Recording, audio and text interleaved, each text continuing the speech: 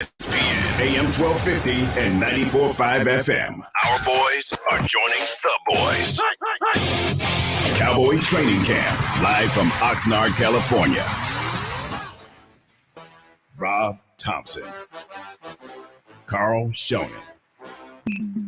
Halftime. It is halftime here on San Antonio's Sports Star. I'm Carl Schoening. I have the training wheels taken off today. No Rob Thompson in. He is in Los Angeles. No Rudy J. They're also packing up their gear. It's the producers today. I'm Carl Schoening. You can hit me up on Twitter at CarlESPN. James Pledger in the other studio behind the glass. Also on StreamYard. You can watch us on YouTube. ESPN AM 1250 and 94.5 FM if you're tuned into our frequency. Facebook also, if you want to check us out on Facebook Live, see our faces. I admit my camera could use an upgrade. I'll get to work on that next week. Pledge, how you doing? I'm great, man. Also, YouTube Live, just search San Antonio Sports Star and subscribe, or you can listen to us online at sasportstar.com. Just click the listen live link. Plus, everything we do throughout the show is right there. It's halftime here, and we jump right into it. Yesterday was draft day. The Spurs came out with Josh Primo. A lot of Spurs fans not so thrilled about that. I personally love the pick. We can get into that a lot more. We're going to have Paul Garcia join us here in just a moment. And then at 1 o'clock, Nate Oates, head coach of Alabama basketball, will be joining us. Give us a quick 10-minute synopsis of what kind of player the Spurs are getting with their 12th overall pick. And do we have Paul? Is he on? Oh, Paul's ready to go. Hey, Paul, come on the show right away. We're coming in hot right now. Paul, how are you doing? I'm doing well. I was glad to get a few hours of sleep here, after that late night with the draft. Paul Garcia at Paul Garcia NBA. He's a writer for Project Spurs. And Paul, let's just start off right there with that. Everybody wants to jump right into the 12th overall pick. That's the water cooler topic today. What did you think of the pick? Yeah, I mean, it wouldn't be it was surprising. Not only I'm saying that, the fans are saying that, but also even Josh Primo himself said that to us in the interview after he got selected. It was just a very surprising pick because not a lot of mocks had him nowhere near that range. They had him more so toward late in the first round. And something that Spurs GM Brian Wright told us was that basically, sometimes the mocks don't match their intel. They felt like they were very excited. He used the word excited. They were excited about this pick. Lonnie Walker IV said that he saw Primo work out. He could just tell that the Spurs organization was raving about him. So, I mean, they must have seen something that, a lot of the draft experts in terms of, the people that make mocks and things like that didn't see. And the one thing is this is going to be a long-term kind of player where he's only 18 right now. By the time they get him off his rookie scale contract, he'll barely be 23. And you got to hope that, he turns into a different kind of player by then. Because right now, he's only slotted to be, to develop into like a role player. So we'll see if the Spurs saw something more in him where he has more potential than just a role player down the road. You're one of the more level-headed members of the media for the Spurs on Spurs Twitter. So I kind of think that you're not going to be the guy that's knee-jerk angry about the pick. However, when you do look at taking the youngest player in the draft, the youngest player in NCAA Division I last year, he reclassified to get into Alabama so early. It seems to me that this is almost the Spurs preparing everybody for what is going to be the norm here soon of 18-year-olds being back into the NBA draft that should be in their 1 year out of senior year of high school. Yeah, and that's kind of what Brian Wright said. He basically said they viewed Primo as a senior playing college level ball at Alabama in the SEC. That's kind of how they viewed him. And then they really said that his combine is where he really showed a lot of his playmaking skills. So he went to another level there, and that's the reason why. And then also having it in the workout. And yeah, I mean again, it's a long-term play. You definitely see that they continue want to add players out on the perimeter. Dynamic players who can switch on defense. Primo himself said he thinks he can switch 1 through 3 in the NBA. He's a good shooter. He definitely wants to work on his playmaking, but that's kind of the target right now is to get these young players who they can have on these rookie scale contracts for 4 years and kind of keep their books pretty clean in the future as they continue to develop and hope that some of these players pop and become, all-stars down the road. Paul Garcia, Project Spurs, joining us right here on Halftime on San Antonio Sports Star, ESPN AM 1250 and 94.5 FM. Follow him on Twitter at Paul Garcia NBA. Paul, when you look at Josh Primo, is this a pick that you expect to see anything from like we did Devin Vassell this past year? Or is this purely going to be a move where the Spurs are going to slowly bring him along and develop him? And if so, what does that mean the Spurs are looking at in free agency with all that cap space?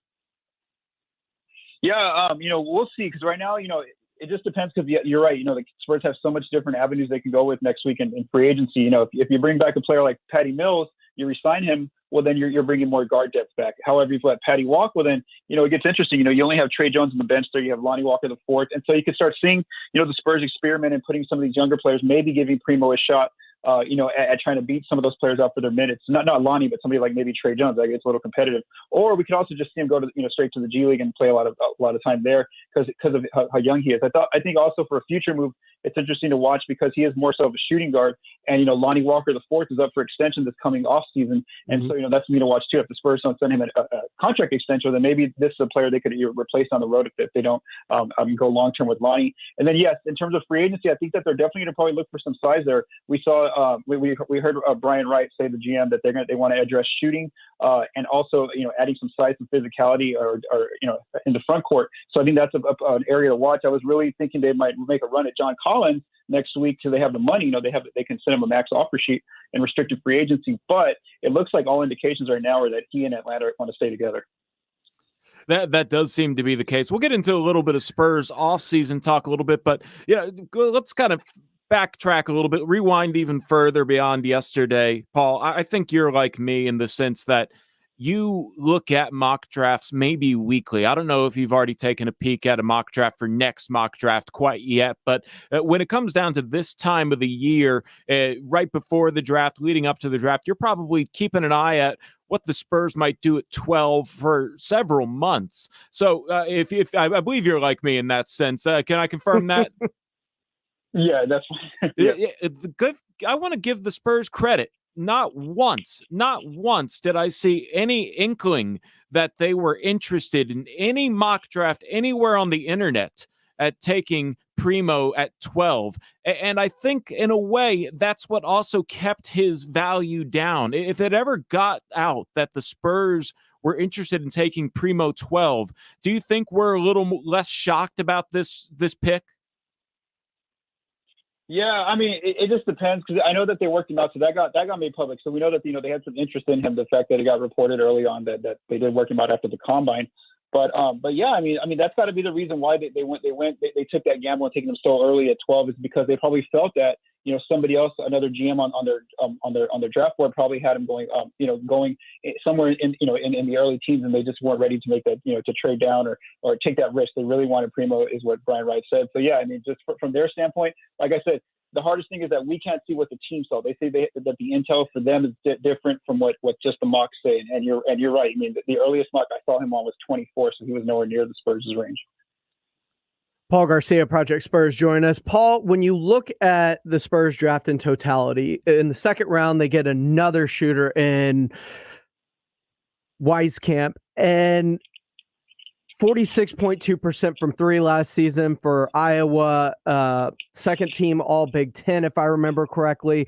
This is a guy who feels like someone that could possibly come in and carve out himself a role on the roster almost immediately.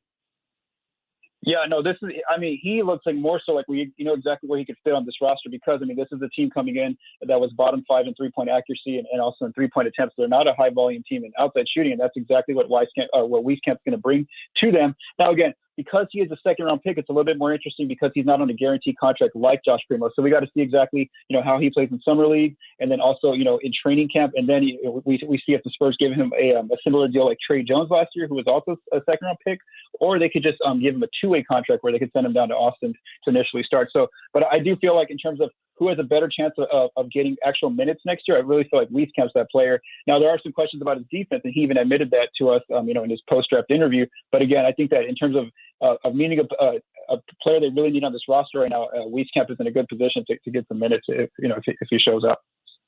Okay, we talked about the Spurs picks. We like, or I like Primo. I know some Spurs fans aren't too crazy about it, but where else were you maybe surprised in this draft outside of the Spurs picks? Is there somebody else that maybe shocked you how the order fell yesterday?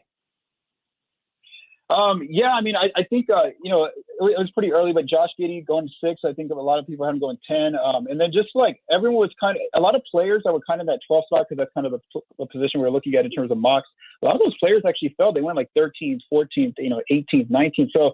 So I think that's going to be, that's the biggest thing is a lot of players did fall.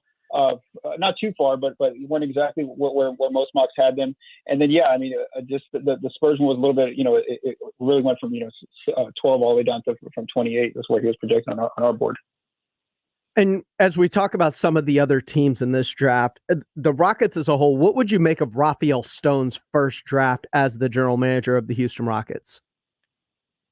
I think it was a good draft for them. I saw a lot of different draft experts saying that they had a really good draft, and they're in that position right now where they there's not that pressure to win and put forth a playoff contender or a playoff level team ever since James Harden got traded. So they can be really slow in terms of their development and getting these young players and really just starting to carve out and figure out develop their way through a season.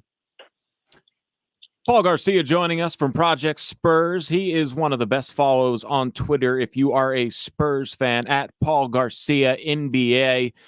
Paul, the draft, that was fun, but now we move into the other kind of more dramatic part of the offseason, free agency and all the trades that come with it. And I know you were real busy last night, but what did you make of DeJounte's tweet that he sent out shortly after the 12th overall pick?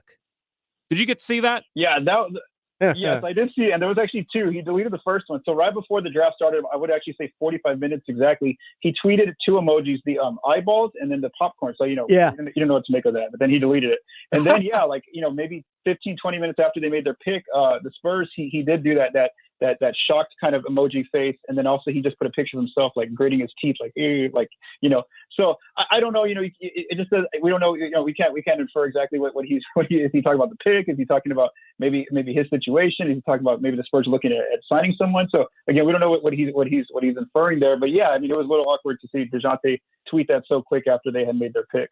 Is that a cringe? Do the kids call that cringe these days? Is that what that was, James? Cringe, yes. I couldn't find the word, yeah. I think that, that's roughly what the word was. And I want to throw something out at you because obviously the Spurs were, I think, the first team, thanks to Kevin O'Connor, officially connected in the very high asking price for Ben Simmons. Is that, I'm just kind of thinking out loud here, is there maybe a chance that one of the longest tenured Spurs, which is either DeJounte or Derek White, are maybe going to be available, and in a way Primo is sort of a fill-in for the eventuality that one of those guys might be gone, and the Spurs need to sort of fill a slot that is left not only from DeMar DeRozan potentially leaving this free agency, but a trade that sends one of these cornerstone guards out of San Antonio. Yeah, I agree with you. I think that's one of the underrated parts of selecting Primo. Is definitely to watch. Is if Philly were to agree with the Spurs, now that package that Kevin O'Connor reported that Philly was sending to San Antonio was just way out of the ordinary. What they wanted was just a lot. But yeah, I do see Philly wanting a winning player right now, somebody like DeJounte Murray or somebody like Derek White. And like I mentioned, Lonnie, earlier, there's just all these guards. They maybe one of them is on the move here coming up next week. So we'll kind of see.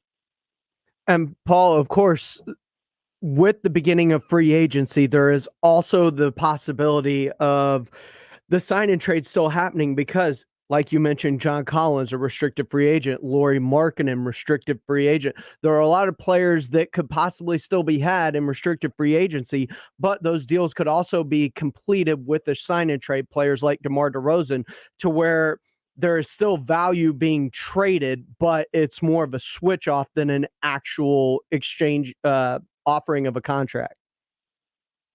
Yeah, I know that's a great point. I mean, that's what we really got to watch next week. In this free agency, with their veteran players like DeRozan, maybe even like a Rudy Gay.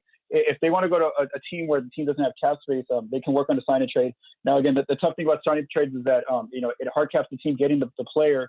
So throughout the whole season, they cannot go over a certain limit. And you have to get 3 parties to agree: the player, the team, and then the Spurs, and then plus the outgoing team. And then, or that's what's interesting, is that they can go these sign and trade routes for the veterans, but then they could also just straight up send Lauri Markkanen a really entertaining offer sheet, because he is a restricted free agent as well. And they have actually, I think that if it was Lauri Markkanen, they have a very good chance of signing him. Just giving him a little bit more than what he's projected to get, that maybe the Bulls wouldn't want to match. So yeah, I think there's different avenues they can go because of this $49 million in cap space they're going to have next week. Paul Garcia from Project Spurs joins us. I'm Carl Schoening, James Pledger here. It's halftime on San Antonio Sports Star, ESPN San Antonio, 1250 AM, 94.5 FM. Paul, thanks for the time first off. Thanks for joining the show here. But I do want to ask you here before we let you go. You get to be Brian Wright this upcoming off season, the rest of it, as it's going to happen fast here as we have August. What, this Monday? Is that when it is? August is Sunday.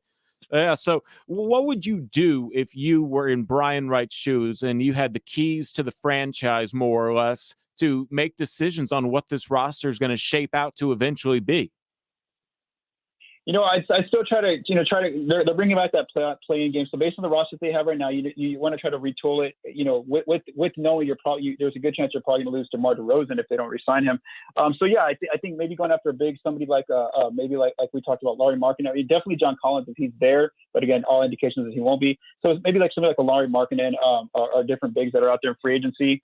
Also maybe bringing in some more shooting. I know that Wieskamp and Primo can shoot, but we don't want to put that. You don't want to put that a lot on the rookies. So maybe you look at different free agent shooters. They're going to have cap space to send some pretty good offers to different free agents. And so yeah, I think that just kind of retooling this roster. They're not going to quite be a title contender just yet until they can land an All NBA player, an All Star.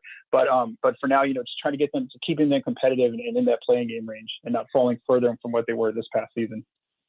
Conservative, but a good offseason nonetheless if it were to happen. I know James Pledger is a big Markkanen fan, so thank you so much for the time, Paul. And we'll have to do this again sometime.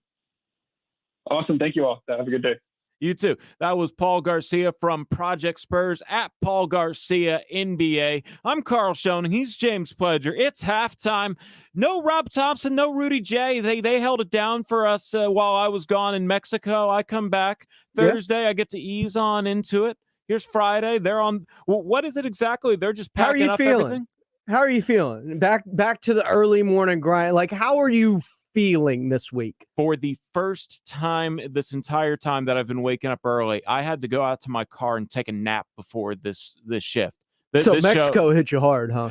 I really wasn't feeling that great today, and then I kind of forced myself through it on R&R in the morning. I felt fine when I was behind the mic. I'm sure you've probably had those days, but then walking outside the store, kind of felt a little headachy, and it kind of came in crashing, and my body just said, just sleep. So Josh Primo made you go drink heavily then. You felt kind of uneasy after you got off the mic. I know what you're talking about. It was a late night. Out of celebration. Oh, it was a celebration. Got it. I am a celebratory fan. It is the draft. The Spurs had the 12th pick. They got the guy they wanted, as Brian Wright says. So, I'm a happy, a positive person. I'll tell you what. And this was way before Brian Wright. The first time that I learned not to doubt the Spurs was when I wanted Mario Chalmers, hot off of a game-winning national title hitting shot, and they go with a 5-year player out of IUPUI. I don't know if Uipui ever produced an NBA player or if they've produced an NBA player since, but that was the right move. George Hill still making some moves. Kawhi Leonard for George Hill. That was also an unpopular thought process. That was a good move. I like all of the Spurs since roughly Kyle Anderson as a draft pick going all the way back to 2014. I maybe saw, and honestly, this is probably overestimating it, 3 Alabama games. I'm not a big Alabama basketball fan. I watched a lot of SEC ball this year. Yeah, you did. He wasn't even the best player on his team. The pandemic year was kind of crazy, to be honest. Well, we don't draft best players on their teams. No, I'm aware. Yeah. I'm just informing you, he wasn't even the best player on his team. No. But his upside is there, obviously. He was 17 until Christmas Eve. He is basically, he was the youngest player in NCAA history, and I need to give a quick shout out here. I'm sure I can find it real quickly because I think I retweeted it. Great follow if you're a Spurs fan. Jordan Howenstein from Spurs PR. Mhm. He tweets out that Josh Primo, 18 years, 217 days, is the youngest draft pick by the Spurs since they joined the NBA in 1976. The previous youngest was Jan Mahinmi at 18 years, 235 days in 05. Yeah. Hey, that I am a big believer in the Spurs development system. They bought the Austin Spurs young. They've been using the Austin Spurs since all the way back to one of my favorite players that the Spurs had on their roster in 07, James White. James Flight White, if you remember him, he could jump from the free throw line at will and dunk. Yeah, I remember James White. Yeah, he was a good NBA player, defensive prospect, really freak athlete. He wasn't a good NBA player. He didn't really get much of a chance. You might want to walk that really back a little bit. That's why people call you a Spurs apologist. He was a really good NBA athlete is what I was getting at. There you go. He was somebody that was clear-cut NBA athlete. They said he was going to be a defender, and he didn't pan out. They cut him after his rookie year. But the Austin Spurs and the G League, well, the D League back then, were nowhere near what it is now. And since the roughly DeJounte Murray, definitely Derek White time, that NBA G League has just improved leaps and bounds what it used to be. So I'm a big fan of utilizing the G League. I know a lot of y'all fans are out there thinking you want the 12th overall pick to maybe make an all-rookie team run or a rookie of the year run. Not saying it won't happen with Primo, but I'm saying it's better to have a guy that you know is going to be good from 21 to 31 as opposed to his rookie year. We just throw him right into the fire. And I think the NBA is a very high confidence level game.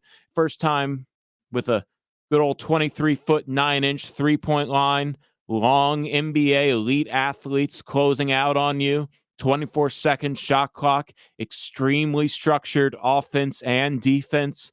The Austin Spurs are a nice gap from wherever the draft picks are into the NBA. And if it takes a year, maybe it takes 2 for these guys to fill out their frames, get used to being an NBA player in all those games and the crazy schedule that comes with it, I'm fine with that. I know we live in this instant gratification world, but you draft the youngest player in the draft, that definitely shows that, hey, we want this guy to be a Spur long term. I know Rob was kind of being a little pessimistic this morning, saying that he's going to be a good player for somebody else. Yeah.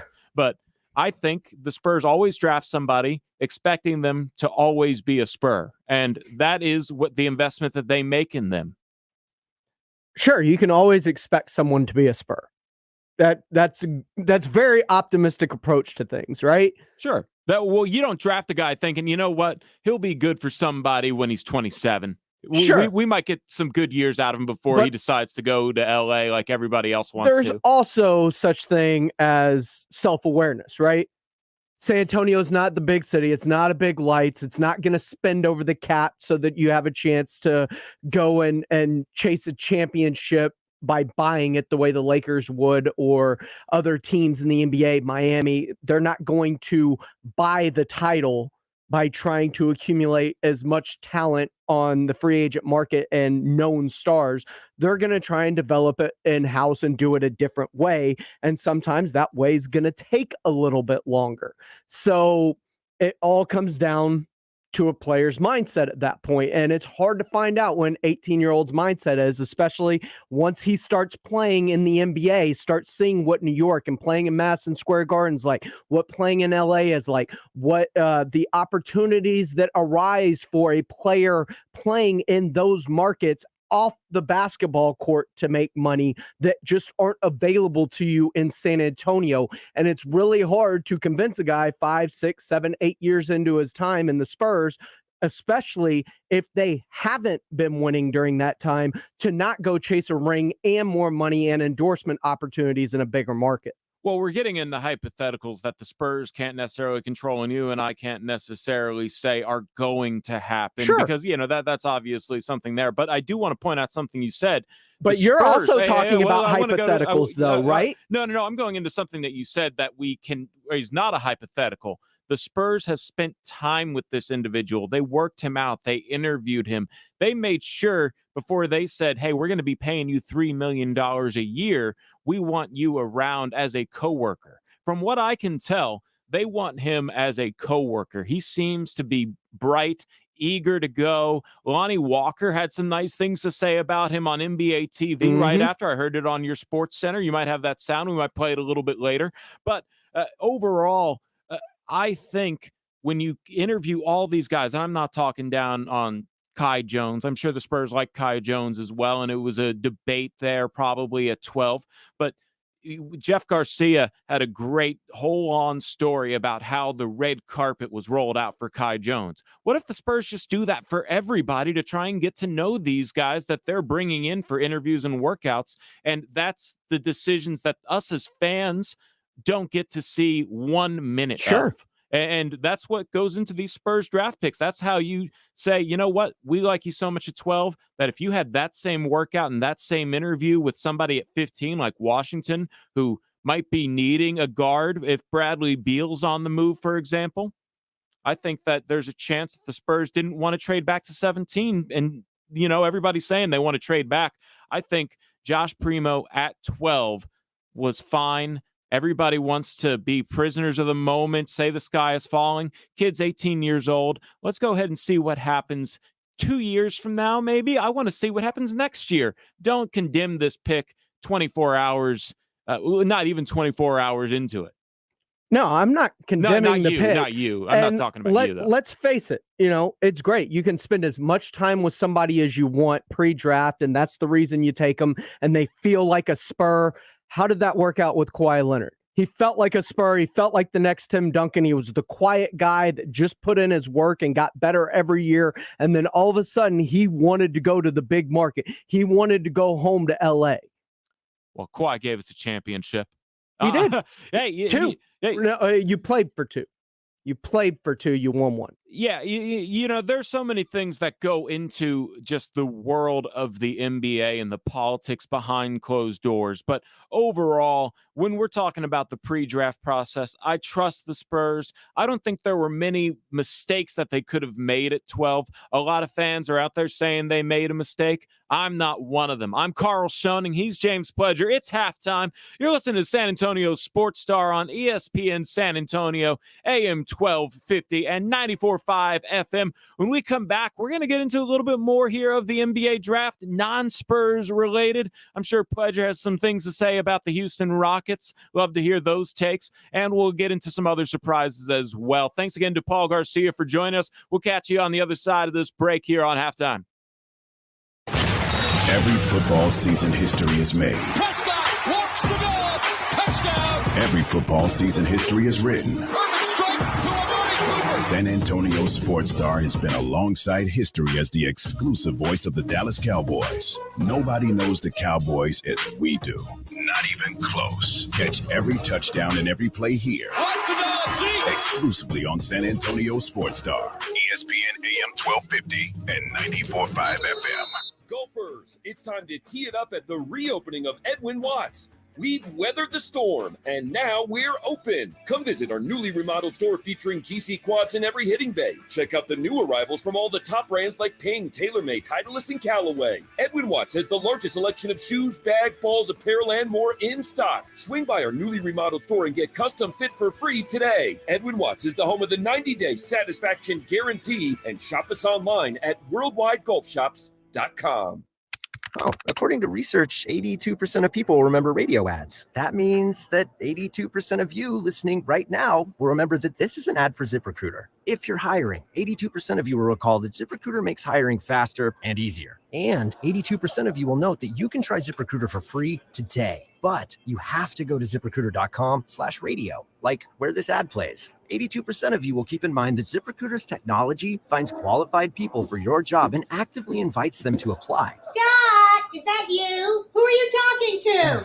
82% of you will also know that I live with my mom. But the most important thing to note is that ZipRecruiter works. In fact, 4 out of 5 employers who post on ZipRecruiter get a quality candidate within the first day. Will you be part of the 82% who remember where you can try ZipRecruiter for free?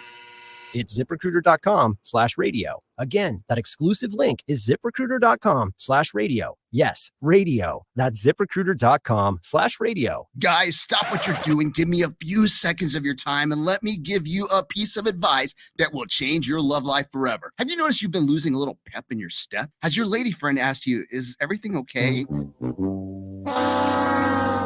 Do you find yourself having trouble rising for the occasion? Do you stress out before that special moment and wonder, is it gonna work? Guys, I'm gonna let you in on a big secret. You don't ever have to worry again. The Mojo Male Enhancement Formula has you covered. Mojo is the 100% guaranteed male enhancement formula that guarantees lasting success, if you know what I mean. The Mojo Male Enhancement Formula is safe, natural, and effective every single time, guaranteed. Mojo is available in a fast-acting spray and a quick-action capsule. Do yourself and her a favor and call Pure Line Nutrition in San Antonio today. They'll get you set up for success. Call 210-494-2210. That number again is 210-494-2210. Mojo Male Enhancement, only available at Pure Line Nutrition. Have you heard how amazing the deals are at Kohl's right now? Because it's unreal. You can shop the best active stuff from the biggest brands. I got 25% off Nike sneakers for me, 25% off Adidas shorts and tees for the kids, and Under Armour gear for my husband for under $40. I even got some Kohl's cash. So yeah, I'm for sure going back for round 2. I mean, how can I not? Select styles, Nike, Adidas, and Under Armour coupons do not apply. Some exclusions apply. See store or Kohl's.com for details. Have you wanted to speak a new language but thought it'd be too difficult or take too much time? Then try Babbel. In just 15 minutes a day, Babbel teaches you conversations that you will actually use. With 14 languages and lesson topics like travel, business, relationships, and more, you'll learn what matters most to you. Babbel. Language for life. Learn a new language with ease. Go to Babbel.com to try for free. That's BABBEL.com.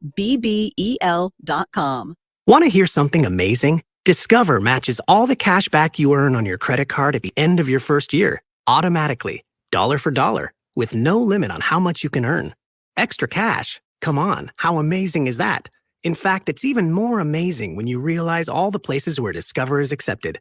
99% of places in the US that take credit cards. So when it comes to Discover, get used to hearing yes more often. Learn more at discover.com/yes. 2021 Nielsen Report. Limitations apply. Giving you an excuse for a long lunch break. It's halftime with Rob Thompson and Carl Schoening on San Antonio Sports Star, ESPN 1250 and 94.5 FM. It is halftime here on San Antonio Sports Star, ESPN AM 1250 and 94.5 FM. I'm Carl Schoening. He's James Pledger. Thank you for tuning into our frequency. Some theta waves, thank you. I always appreciate it. It's a nice calming. I would call effect. This rejoin music, but it's not.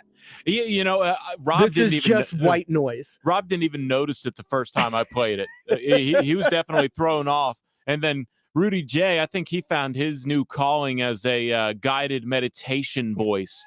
He could probably make a whole bunch of money doing that. I think he would be really popular if he just, I don't want to chase him off since he just got here with me. He and I came in as the first round draft picks. But yes, Rudy J had a great, deep voice behind this. This is what I played during my yoga classes. I'm currently not. That's not music. That's just noise. Yeah, it's better than silence. I think that it's calming in the background. You don't have to deal with all of the sounds. When I teach yoga, I don't teach during the pandemic. But you actually right now. listen to that, though, right? Oh, absolutely. Oh, yeah. I think. There's so much research that goes into what binaural beats do to your brain and just the general chemistry that there's nothing that I can actually I don't want to waste time here on the show talking about it. No, it fires synapses. I get it. But You know what else gets my synapses firing? Oh, I know. Some hardcore rock. Primo Thrimo. Primo Thrimo. I'm starting that. That's going on a shirt. Primo Thrimo. Let's talk real quick about Josh Primo before we jump into what the Rockets did in the NBA draft, because I do like the pick. People ask me to talk him up. I do want to go ahead and see if I can find it. I had it all open in the other tab, so I'm not going to give you exact numbers. 38% on over 100 3-point attempts is a really good sample size. And I might have been telling you this, but the Spurs tend to look at 3-point percentage as somewhat of a deciding factor into what they make at their first round selections. And that's something that Primo does well. He has a good shooting touch. He has a 6'9" wingspan. Wieskamp also does it very well. Wieskamp almost shot 50% from 3 during Big Ten play. I know. The Spurs added 2 really good shooters here. Are they going to be volume 7 attempts per game shooters next year? No, probably not. But you do have some guys that, let me put it this way, Wieskamp at 41 is better than Crispert at 12, right? Yeah, absolutely. Yeah. That's my thought process here. The value that you get from a Wieskamp, who is taller at 6'6". I don't think he's as big a framed, but I do believe that Wieskamp is a little bit more athletic than Kispert, and foot speed wise can at least attempt to defend way better than Kispert would at the NBA level. I think there would have been Spurs fans, probably rightfully so. Paul Garcia dropped the stats. It's something to do with how the Spurs needed to add shooting. I can't remember it off the top of my head, but it is a situation where if we went a draft without addressing 3-point shooting, say Spurs drafted Jonathan Kuminga and JT Thor, I think there would have been plenty of Spurs fans yelling on Twitter, why didn't we address shooting? Instead, I think shooting was addressed. Shooting was addressed, but then again, it is unproven shooting. Everybody's unproven going into the draft. But you look at the draft, and there's NBA shooting. Does it translate what Wieskamp did at Iowa to being guarded by NBA defenders at the next level from a further distance? Does that translate for an 18-year-old Primo? And Primo may be a couple of years away from actually contributing on this roster, seeing as, while he's 6'6", 190 pounds, nearly 200 pounds, he looks slight of frame, but his frame looks like it has the ability to bulk up, because it looks like he's going to get bullied around in the NBA if he were to play immediately and get any significant minutes, right? Unless you're Zion Williamson, most 19-year-olds He's not built like Zion Williamson. You didn't let me finish. Most 19-year-olds are not NBA ready in their body. Zion's the only example I can really think of off the top of my head. LeBron was built to play in the NBA the second he stepped on the floor. Yeah, that's part of the reason these guys go number 1 overall. Even Evan Mobley, who the Rockets were considering at 2 potentially, but they do have Christian Wood. Evan Mobley needs to fill out his frame. So this is something that when you're in this world where you have to draft 18-year-olds, 19-year-olds in the NBA, then you are going to need to have them hit the weight room. If I can quote a John Wooden book, he thinks that in college, and this was obviously years ago whenever he wrote this book, but in college... So it's outdated. Not really, basketball doesn't change that much, but in college, it's not that big of a deal if you're not on a hardcore weight program, but in the professional ranks, you do need to fill out your frame. So I think that with these guys coming in early, that is one of the benefits of being a professional athlete. If I were getting paid $3 million a year, I'd have a personal trainer, my own weight room that I can work out in, and definitely a nutritionist. That'd be great. And while obviously I have questions about the Primo pick, even though I'm TM, man, I've already put in the patent on it. Primo Thrimo. That's going to be the thing. You're going to see that shirt on military. Like, it's going to be everywhere. Primo Thrimo. I like it. I'm an idea man. Like Rob, I'm an idea man, Carl.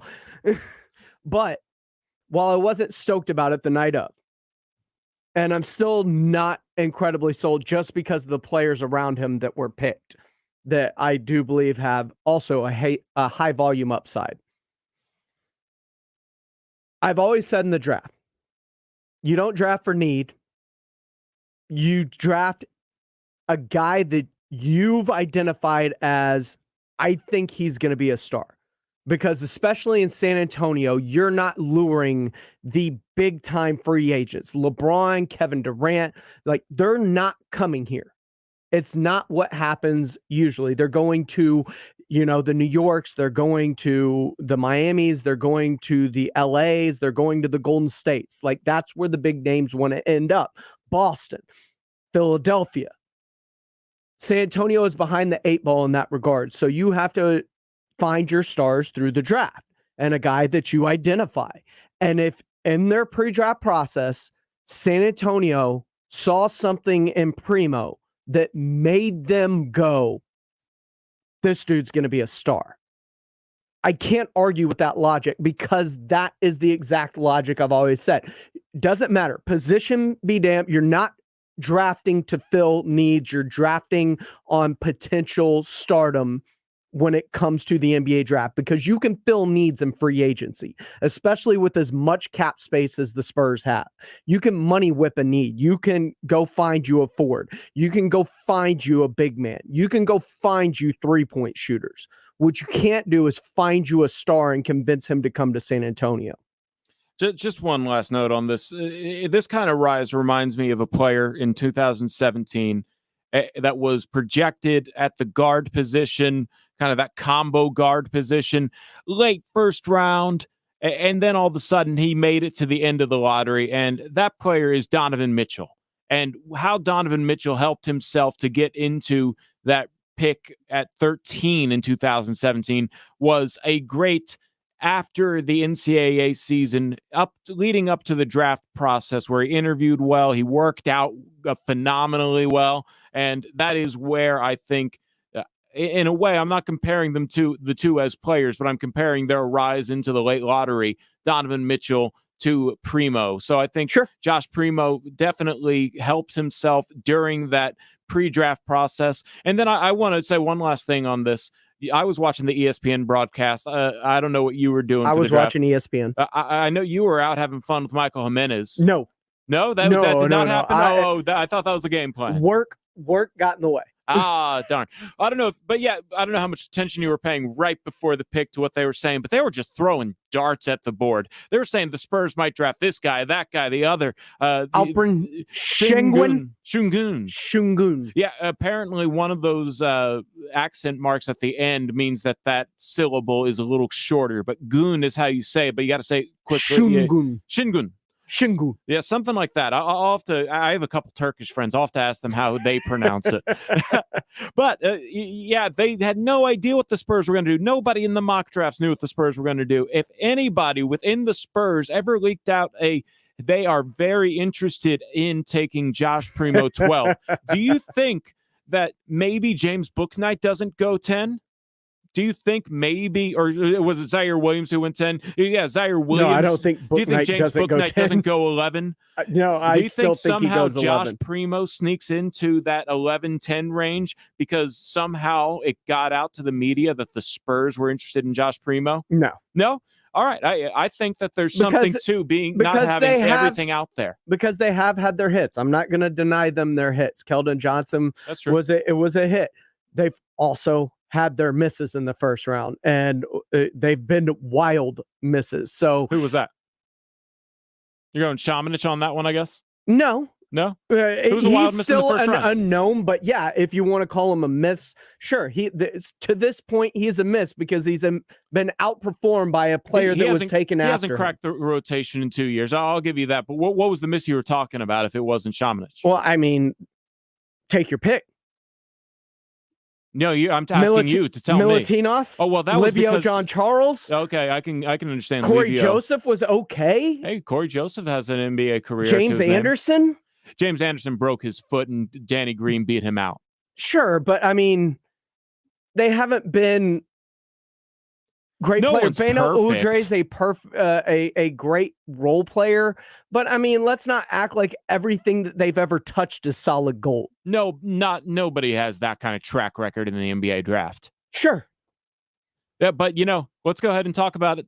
I want to get into it. Yeah, you are somewhat of a Rockets fan, is that right? I am. It's more than somewhat. I was born and raised in Houston. All my sports allegiances lie in Houston. I moved up to this area about halfway through 6th grade. So I had already kind of deeply formed my roots as a sports fan, having season tickets to the Longhorns and the Oilers at the time, going to Rockets games, going to Astros games all the time. Like, that's how I grew up. So like my allegiances were formed before I moved to San Antonio. We'll get into the meat of their draft, but I do want to say Jalen Green, number 2, probably a can't miss prospect. What do you think about Green? Jalen Green is a freak athletically. Yeah, he is. And I think he's somebody who could have multiple 40-point games tomorrow in the NBA. He could lead the league in scoring at some point in his career. He could be the NBA's leading scorer. Like, he's got that kind of talent at just getting his shot. And if he develops, it could be incredible. But it was also like Şengün. Like, you trade a couple of futures that are also lottery protected as well. So you get Detroit's future first, and I believe it was the Wizards' future first, and you move up and manage to hold on to your 2 firsts you have in this draft, and then take a guy like Şengün, and then right behind that pick, take the perfect complement to him and Gabara, who is a defensive dude from Real Madrid that can guard and switch to multiple positions. And then you get another high upside guy that was Jalen Green's teammate in AAU and one of his best friends that played at Arizona State. Another dude that wore 13 that played for Arizona State playing for the Rockets. So yeah, Jalen Green, definitely a great pick at 2. I don't think you can mess it up if you went Evan Mobley either. But no. You talk about somebody who played in a men's league for the G League Ignite, averaged 18 points per game in 15 games in that G League bubble. It could have been an even better year, a better development opportunity if he had that full 50-game schedule for the G League. Didn't happen. Y'all know that whole COVID thing. But when we come back, I will tell you a couple more surprises that kind of threw me off at the beginning of the draft. I think that it was something that maybe shook up a few other teams that were trying to maybe angle for these players. And then do not turn that dial. At 1 o'clock, we are going to have Nate Oates, head coach of the University of Alabama men's basketball, on to tell us what the Spurs have in the 12th overall pick. This is San Antonio Sports Star, ESPN 1250 AM, 94.5 FM. Keep tuned in here on this frequency or on Facebook Live and YouTube. Our shoes have more miles on them than your car does. This is San Antonio Sports Star, ESPN AM 1250 and 94.5 FM. ESPN AM 1250 and 94.5 FM. I'm James Pletcher, and in the NBA, the Spurs selected Alabama guard Joshua Primo, who's already ready to get to work. What's good, Spurs fans? I mean, I just got drafted. Appreciate the opportunity, you guys. I'm just ready to work. Let's get it. Go Spurs, go. In the second round, with the 41st pick, they took Iowa guard Joe Wieskamp. In Major League Baseball, both the Astros and Rangers return to action after the day off as Houston hits the road to take on the San Francisco Giants, with first pitch set for 8:45 tonight, while the Texas Rangers continue their homestand, welcoming the Seattle Mariners into Globe Life Field for a 7:05 first pitch, a game you can catch right here on your home for the Texas Rangers. Finally, in college football news, the SEC presidents and chancellors unanimously voted to invite Texas and Oklahoma into the conference. I'm James Pledger for San Antonio Sports Star, ESPN AM 1250 and 94.5 FM.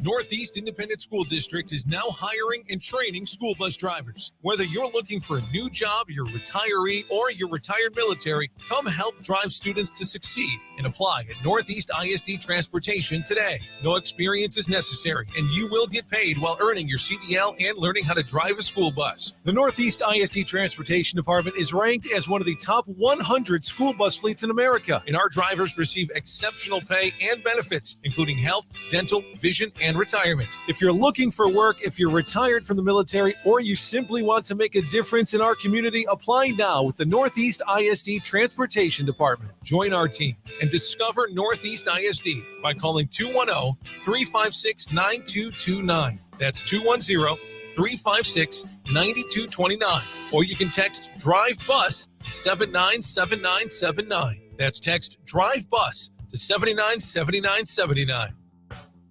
Listen to this station anytime, anywhere on Odyssey. Odyssey is your new audio home for all the music, news, sports, and podcasts that matter to you. Odyssey. That's AUDACY. Credit Karma Money is a brand new checking account where you can win cash reimbursements for making purchases. When you use your Credit Karma Money debit card, you can win daily instant Karma purchase reimbursements on items up to $5,000. Right now, visit creditkarma.com/winmoney. That's creditkarma.com/winmoney. Instant Karma is sponsored by Credit Karma. No purchase necessary. Exclusions and terms apply. See rules. Banking services provided by MVB Bank Inc. Member FDIC. Maximum balance and transfer limits apply. Great values are happening now during Lowe's Pro Summer Savings. Stop by the Pro Desk and get an extra 5% off volume savings orders over $1,500.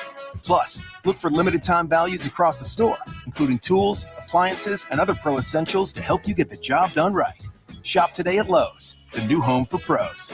Discount on eligible product only and reflected in quote. Terms and exclusions apply. See Pro Desk in store for details. Now through July 30th. U.S. only. If you can't sleep because of annoying knee pain, that's a problem.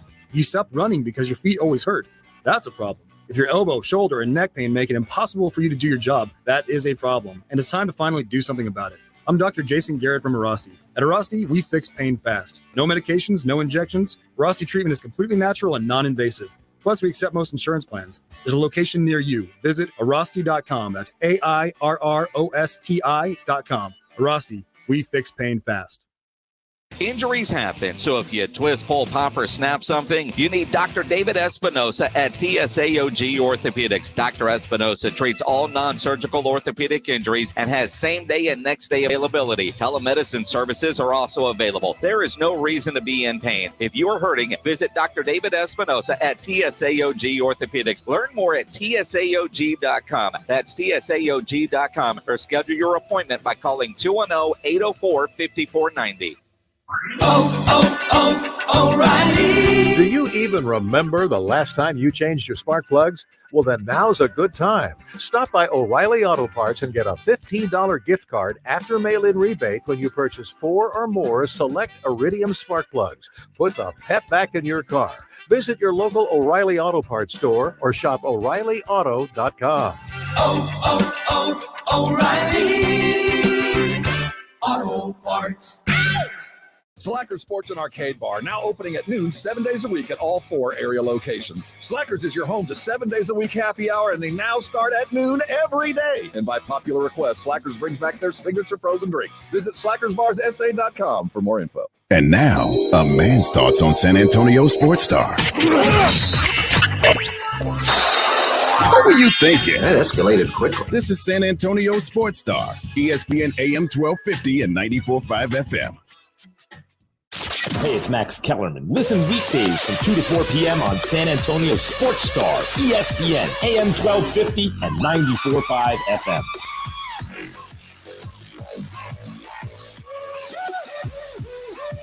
Antonio Sports Star. It's halftime here on San Antonio Sports Star, ESPN SA 1250 AM, 94.5 FM. I'm Carl Schoening. He's James Pledger. No Rob Thompson today. What is he doing exactly? He and Rudy J are on their way home, right? Nursing a hangover? That too. Is that they were that's probably what it is. You heard, but Rudy said he lost count of how many Johnny Walkers he had. I have y'all on every morning as I'm working out, so that's what it is. Okay, that's what it is. They're trying to recover. They probably were not fans of that 3 a.m. wake up call. Absolutely not. They were. Oh wow, yeah, that makes sense. Well, hey, you guys, I guarantee you, they are also taking a nap. yeah, they're probably going to listen to the replay a little later on the AA Best Bail Bonds audio vault here on sasportstar.com. Or pull up the YouTube or Facebook feed. Yeah, they can do that too. There's a DVR function on YouTube. That's pretty cool. So if you didn't quite catch what we said, you can backtrack a little bit. Hey, we do have Nate Oates, head coach of Alabama, coming up at 1 o'clock. Check that out, top of the hour. I do want to roll through some comments here as controlled by James Pledger on the other side of the glass. Pledge, let's go with the first comment that we have from B.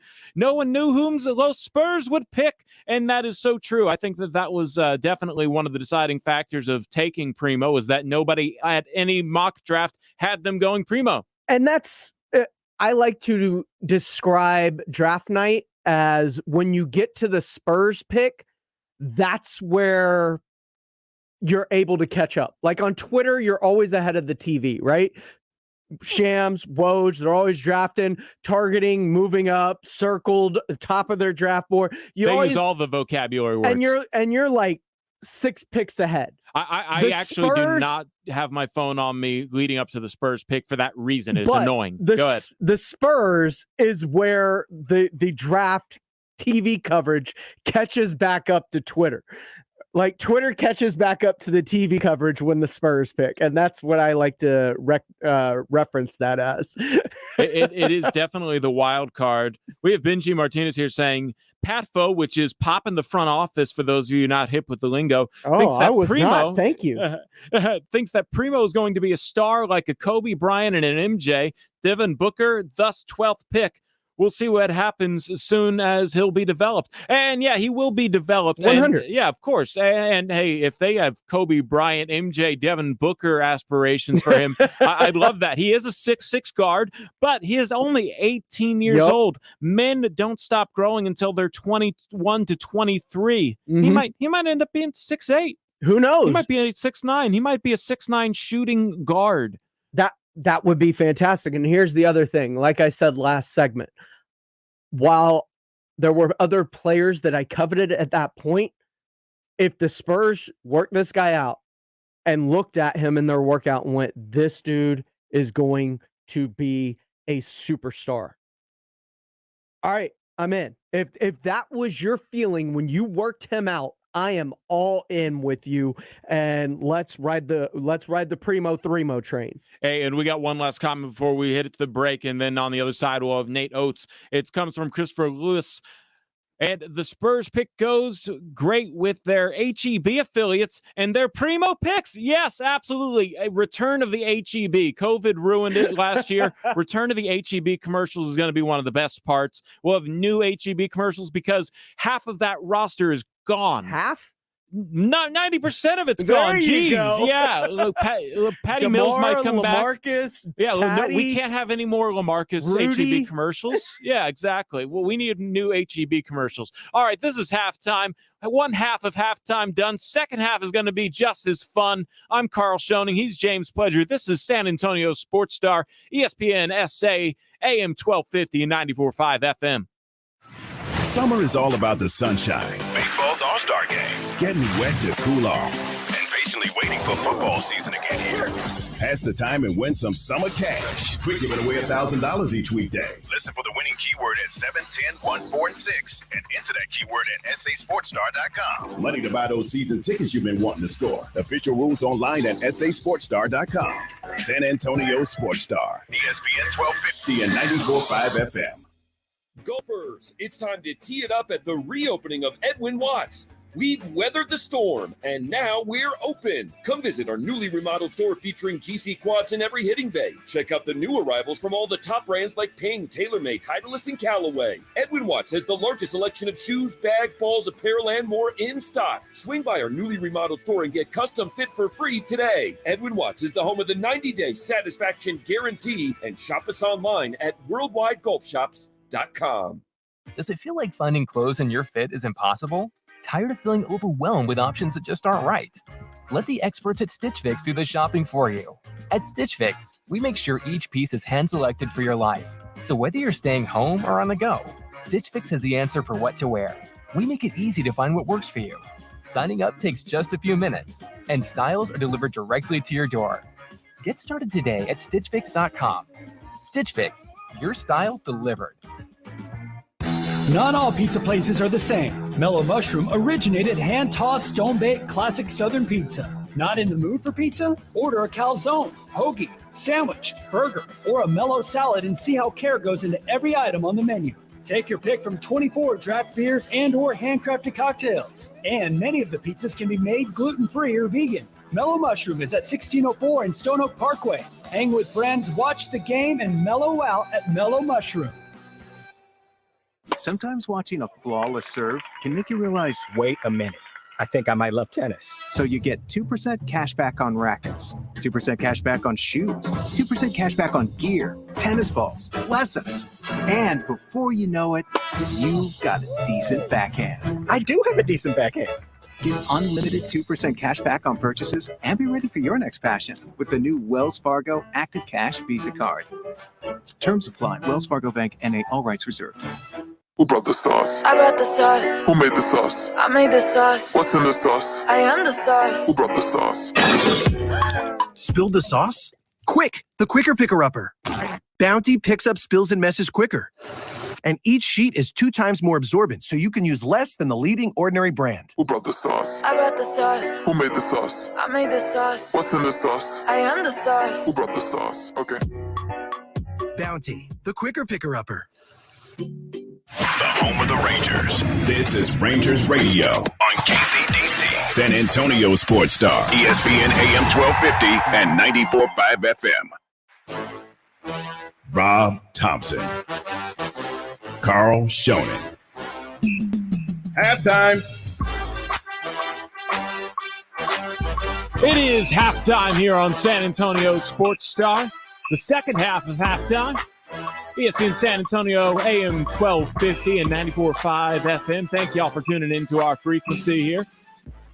It is the day after draft day, Boxing Day as it's known in England, as it's the day after Christmas, and my favorite day of the year for NBA offseason, and love talking about it. And we got to start this second hour off hot. Joining us on the Kielbasa Bacon phone lines is head coach of the Alabama Crimson Tide men's basketball team, Nate Oates. Nate, thank you so much, Coach. I appreciate you taking the time. Yeah, no problem. Thanks for having me on. I'd love to talk about Primo. He was great for us. Loved him as a kid, so you guys are getting a good one. So love to talk about him with you guys for a minute or two. Yes, I know your time is very valuable. We appreciate it. And let's just start right there. In a couple minutes. We can go a long time if you want. I didn't mean a minute or two. Oh, yeah. No worries. As long as you need. Hey, I appreciate you sparing the time. Let's start right there. What kind of player are the Spurs getting in Josh Primo? You know, I mean, he's a big guard, 6'5", 6'6", with a long wingspan, a good body, and can really shoot it. You know, he shot it really well for us. He's also really young. You know, he's the youngest kid in the draft. He was 17 years old playing games for us. He didn't turn 18 till the end of December. So, you know, his upside's high, but I think he can contribute right away because he's got size to where he can guard. He cares about the defensive end. You know, he's a two-way player. You know, he's got some toughness to him, but he can really make shots. You know, he can space the floor and stretch the floor and do that. And I think he'll get better in his playmaking ability. I think the Spurs have a really good player development program. I think they'll continue to work with them. He got a lot better even in the 1 year he was with us and a lot of that type of stuff. But I think right out of the gate, he's going to be a two-way guy that can make shots and stretch the floor. Now, I don't mean to put you on a spot here, but is there a player that you can maybe compare him to for those Spurs fans that haven't had a chance to see him play a game yet? Yeah, you know what? That's a tough one. I'd like to. You know, he's one of those big guards that can really make shots. I mean, if you wanted to compare him to somebody right now, he's not nearly as good a defender yet as Bruce Bowen, and I think he can get better in playmaking abilities, but he can really make shots. You know, I mean, Bruce turned himself into a shooter later in his career and really guarded. I think maybe he starts out, again, like going back to a guy that won championships with the Spurs. You know, obviously the Spurs are trying to get back to where they're winning championships, but, you know, he's got to, you know, Josh has to get better on defense to compare that to, but he can make shots and he guards. He really cares about the defensive end. He cares about helping his team win. So in that regard, you know, I think he's one of those right out of the gate role players, but I think he can really develop into a much bigger role than that. You know, as he gets older, you know, he's only 18 years old. So as he gets older and more mature, I think he can develop into a much bigger role than just a shot maker and defender. I wanted to ask you about that. He reclassified. So essentially his senior year in high school eventually became his freshman year there at Alabama. That's a popular move these days. And for a while there, I think, if I'm not mistaken, he is actually the youngest player in Division I NCAA last season. What was it like bringing in somebody who maybe does project to be a high school senior and he comes in and makes an impact like that? Yeah, he should have been a senior in high school last year. He reclassified up. He, so he really should be going into his freshman year of college. Now he's going to be going into his rookie year in the NBA. So, he's young. I think, a lot of the potential's there because you see what he was able to do at such a young age. Sure, I think he's still growing, to be honest with you. And he had some x-rays, MRIs and stuff here. They said his growth plates were still open. So, it'd be great if he got to be about 6'8" or something. But, I think, and when you're young and people project out on potential stuff, there's always red flags that keep players from reaching their potential. He doesn't really have any of those. Like, he's a great kid off the floor. He acts like a professional. He's a high character kid. He's not going to get into the wrong stuff. He's, kind of the Spurs embody those high character people in their organization. He's at the top of that list. So, that's obviously an important thing to them. And when they drafted a kid, I think it's going to help him reach his potential too, just because he's so young and he's got such a high ceiling. You answered my next question. What kind of guy is he behind the scenes? And you answered the question the way Spurs fans would want it to be answered. He's a hard worker, I imagine. And I know that this was obviously a different year with all the COVID protocols going in, but can you talk about how much he developed in that first year with you, his only year with you at Alabama, despite the COVID protocols probably? Yeah, and you know what? We were able to get to work pretty quickly. We were limited in the summer in June, July. By the time August came around, we were able to do most of the stuff. So I think his development came along pretty quickly. I think when he got here, he could make shots. He was an athlete. As we played him a lot at the point in the summer and fall. And he's not really ready to be a point guard yet, but we wanted to turn him into a combo guard. And he got a lot better at that stuff, making reads, making plays off the dribble. But then we felt like it maybe hurt his confidence a little bit because he was so much better playing off the ball. So then as we got into the year, we played him a little bit more off the ball and got his confidence back up. And if you go back and watch the beginning of our game at Auburn, I think maybe he had 14 of our first 16, if I remember correctly. I mean, he came out on fire. Like, you can kind of see where he really got his confidence rolling, midway through the year and really helped us tremendously. And I think, and then teams were able to, in workouts say, he's a little bit better ball handler, makes decisions a little better than maybe what we thought. Well, we did a lot of that work with him back in the summer and fall. And then, early in the year. So then once we needed him to really play at a high level, we kind of moved him more off the ball just to get his confidence back. But I think he's got all that work in him where it's going to keep developing and he's going to be able to get better and better as a playmaker.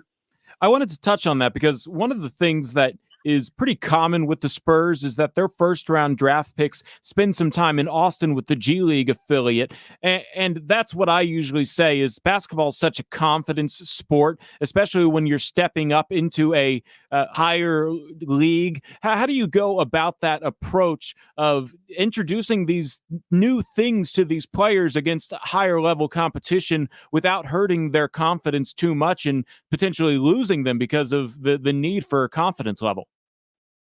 Yeah, I mean, that's a really good question. I think that's where coaching's much more of an art than it is a science. And, I think you got to have a pretty good feel. I mean, you want to, if they're going to get better in their game, they got to stretch themselves. You got to have them do stuff they're not comfortable with. But when you do things you're not comfortable with and you're not great at it out of the gate, then you start to lose a little confidence possibly at times. So I think, give them enough, stretch them, let them get better, and then just moving forward, maybe pull back a little bit. Let's really focus on what you're great at. Let's be great at what you're great at. And then, and then give them a little bit more. It's a little bit of give and take, but I think you can tell like kind of the middle of the year where we were able to really get him his confidence back going. Like, look, Josh, you're an elite shot maker. you can, let's get you doing what you do well at a really high level, and then let's scale back on some of the new stuff for now. We'll hit that. We'll get back to that after the year and all that. Well, then he declares for the draft and things start going well. He had a really good pre-draft workouts with his agent out there in LA. I went out and watched them. I think, they were having him work on a lot of pick and roll reads and that type of stuff, just like we were in the fall. And I think he got a lot better even at it in the spring. So it was one of those where we had him doing all of it in the summer, fall, early in the year, scaled it back a little bit. Then they got back at it again in the spring, and you could see he definitely got better at it in the spring. I think just kind of keep doing that cycle, and eventually, he's going to be a really, really good all-around player. And, if he can keep growing, and he's going to be one of those big wings that's capable of pass, dribble, and shoot, do it all. And then, he's a two-way guy too. So I think, the Spurs are good with their talent evaluation. I knew Dave Tellep back when he was scouting high school guys. I was a high school coach 8 years ago, so I'm not that far removed from it. He's not that far removed from it. We had good talks, and I think they're really sold on Josh, just like I'm really sold on him becoming a really good player in the NBA in the next few years. That is the voice of Nate Oates. He is the head coach of the Alabama Crimson Tide men's basketball team. And you are a rising star in your own right. I really appreciate you taking the time to join us here on San Antonio Sports Star. One last question before we let you go, Coach. I know you got a busy day ahead of you, but what was the recruiting process like bringing Josh down to Alabama after, the Canadian route that took him through West Virginia, and you brought him all the way south? I'm just curious how he ended up there as a member of the Tide. Well, my one assistant, Brian Hodgson, has a relationship with Josh's AAU coach, Dwayne Washington's his name. He actually coached Brian in high school as a freshman, so it's a little ironic, right? That but Brian's from up in New York. I picked him up as an assistant when I was at Buffalo. He's right there in Western New York, and then Toronto's right across the border there in Buffalo. Dwayne was up there. So we had a little bit of a connection, and then we just started watching him and really fell in love with the kid. And, his dad, Michael, I don't know if you had a chance to tell you, his father, Michael's a great guy. He really did a good job raising the kid. We wanted high character, quality people in our program, and Josh was that. And we just started recruiting him hard. And then they had talked about reclassifying based on how he did at the NBA Without Borders in Chicago the year before he came with us, and he did really well at that. And that's when they decided, it makes sense to kind of reclassify up, get into college a year sooner than we would have, because he played well enough at that NBA Without Borders. And then looks like it was a really good decision. He got to college a year earlier than he was supposed to, and he got to the NBA a little bit earlier than he was supposed to. And he's in a great organization. I think everything's going really well. And it's one of those deals where you're really happy for the kid because he's such a good kid that he ended up in an organization like the Spurs to where they're going to take care of him and really let him grow and develop. Well, I loved the pick after it was made last night. You got me even more excited about it. Thank you so much for taking the time. Congratulations to you and your program, and of course, Josh, for the selections. And, we're going to keep an eye on your career too. You have some great things ahead of you. When I mentioned you were the coach of Josh to Rob Thompson this morning on R&R in the morning, he immediately also had his needle move a little further to the right. So thank you so much for the time, and good luck moving forward, Coach. No, I appreciate that. You guys have a good day, and we'll look forward to watching Josh play for the Spurs in the years to come. So appreciate you having me on. Absolutely. That was Nate Oates, head coach of the Alabama Crimson Tide men's basketball team here on San Antonio Sports Star, ESPN San Antonio, AM 1250, 94.5 FM. I'm Carl Schoening. James Pledger back behind the glass. I loved it. That was great. That was a great interview. I appreciate Coach Oates for taking the time here the day after the draft. Highest draft pick for Alabama since Colin Sexton, I believe. If I'm just going off the top of the head, but that sounds 2 right. years ago. Yeah, I know. Hey, I tweeted the gif of Avery Johnson on that draft pick, if I'm not mistaken, where he got real excited. I got real excited. I love me some Crimson Tide draft pick. Whether you're a NFL player or an NBA player, I am real excited about this Josh Primo pick. And what was it? Primo Thremo? Primo Thremo. And one thing about Nate Oates, you said it during the interview, he is a rising star. He is going to be a superstar head coach. what he's done with Alabama, how he's turned around, the direction that program is headed is straight up. And if you look at Primo, you have to wonder. He was starting to catch his stride late in the game, in the season. A couple of 22-point performances, a 19-point performance, multiple 12 and 15-point performances. But then he had the meniscus injury. Yeah, the quarterfinals of the SEC tournament. And so you wonder how much that affected him as he was kind of starting to hit his stride late in the SEC season. And that's going to maybe that stunted his development, but what NBA teams thought of him as he was trying to kind of play through that and get through the meniscus injury that he ended up suffering before they ended up cleaning it up after the season. And the Spurs looked at him, worked him out, and said, yep, he's still on that same trajectory we saw late in the SEC season. Yeah, I think that is one of those things that if you have a really big March, then you have a really big jump in the NBA draft. And that was probably something that maybe helped keep him there 12 for the Spurs. I'm not gonna go too much into it. The Spurs took him 12. They took him where they wanted. I think if you like a guy and he's there, your pick, it's not really reaching if you don't want to gamble and move back to, let's say, 16, 17, whatever, and risk somebody like, geez, it's funny. I believe the youngest player in the draft was followed up by the oldest player taken in the draft. Duarte. So Duarte from Oregon, a shooter right there. If we're talking flip those picks right now, are you feeling? I'd be pretty happy. I like Chris Duarte. You do? Okay. I think he's a walking bucket. Like, he knows how to get his shot. He has the athleticism. I know he's older, and he's 24. Mm-hmm. You go from taking a guy who just turned 18 in December to a 24-year-old with the next pick, and that's the lottery, though.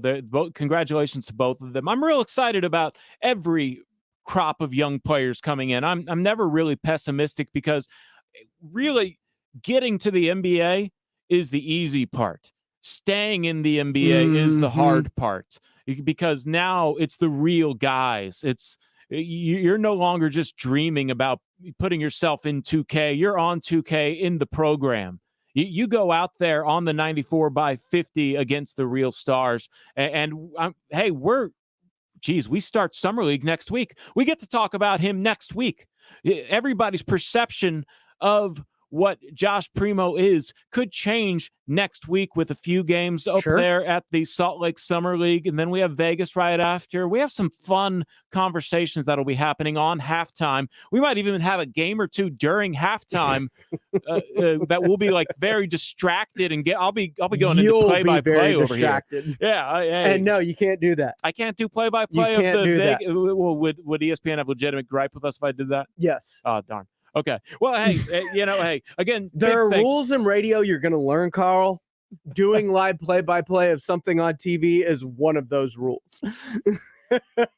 Yeah, I get that. There are also 4-letter words we're not allowed to say. That falls into the category of things you can't do. I should just have a button here. Anytime I want to curse, it'll just be a drop of me saying FCC violation. See, I think you're probably too old or too young to know the show I'm talking about, but there was this show on Nickelodeon growing up called You Can't Do That on Television.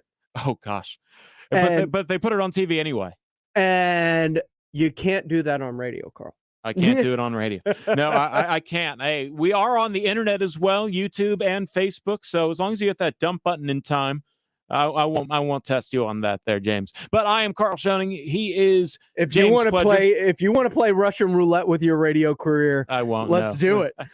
No, I won't. You can follow me. Hit me up on Twitter. Let me know what you thought about that Nate Oates interview. I really appreciate him taking the time. I am at Carl with a K. It's Karl, Carl ESPN on Twitter. He is at I Am Pledger on Twitter. You can also hit us up on our main page at SA Sports Star. So, what are you laughing about back there? Oh, sorry, YouTube live comments. Franklin Botello, Primo is 2 years away from being 2 years away. Hey, no. He's on the Luka Šamanić plan, baby. Hey, Šamanić breaks the rotation this year. That's my bold statement, and I'm sticking to it, although it's not that bold. But, hey, just a good time. I really appreciate once again Nate Oates for taking the time here, as he's a busy guy. I was told he had a 30-minute window, and we got about 10 minutes of that 30-minute window from 1 to 1:30. So, hey, some great sound bites on the Spurs' 12th overall pick, and sure, yeah. What do you think of anything stand out? I know you probably had your eyes pop open when he said Bruce Bowen. I know I put him on the spot there with the player comparison, but if he turns into Bruce Bowen defensively, he does have that 6'9" wingspan. I'm gonna roll my eyes really hard on the radio right now to see if people can hear it. Yeah, I love Bruce Bowen. Bruce Bowen's a dude that had his number retired as a Spur, but he was a role player, and you don't want to draft a role player at 12. Bruce was a superstar scorer in France. Sure. Yeah. I don't know if you knew that, but yeah, he really did come along. You can find the positive spin on everything, can't you, Carl? No, Bruce was the original 3-and-D. He really was 100%. And if he turns out to be a 7-year really good starter for the Spurs at the 3-and-D, it's a good pick. Sure. Yeah. Maybe. I can't predict the future. It depends what turns out behind him. If I could actually predict the future, I would have won the lottery and I wouldn't be here. I'd be on a beach sipping a margarita somewhere. But I mean, if Josh Primo turns into a 7-year pro, that 7-year is a starter, 7-year starter that averages 6, 8, 10 points a game, maybe comes up with an all defensive team selection on a playoff team, on playoff teams, maybe. You're going to need other pieces for that. You need your Tim Duncan for that. Still a team game.